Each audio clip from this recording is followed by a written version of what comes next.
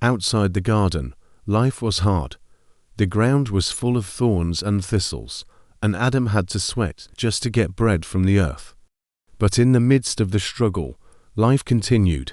Eve gave birth to their first son, Cain, and later to a second, Abel.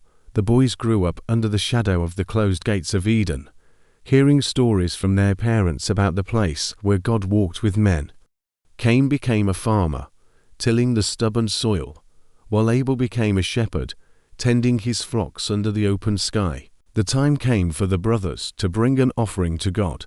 Cain brought the fruits of the ground grain and vegetables he had worked hard to grow. Abel brought the firstborn of his flock, a sacrifice of fat and blood. God looked with favor on Abel's heart and his offering, but he did not accept Cain's. It wasn't about the plants or the sheep. It was about the spirit behind the gift. Cain's heart was full of pride, while Abel's was full of faith. When Cain saw that his brother was favored, his face fell and his heart turned cold with jealousy. God saw the darkness rising in him and warned him gently, "Why are you angry? If you do what is right, will you not be accepted? But if you do not do what is right, sin is crouching at your door. It desires to have you, but you must rule over it." But Cain didn't listen.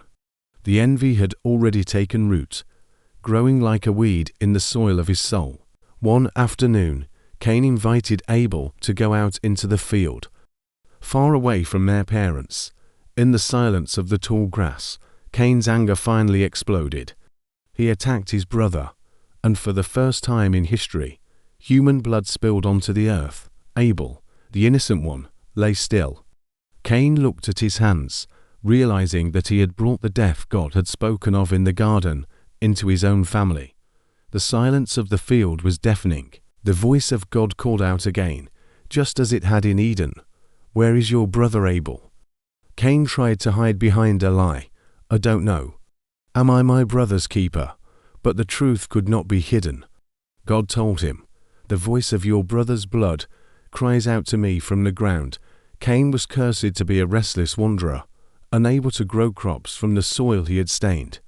God placed a mark on Cain to protect him from being killed by others, and Cain walked away toward the land of Nod, leaving his family behind to face the first great grief of the world.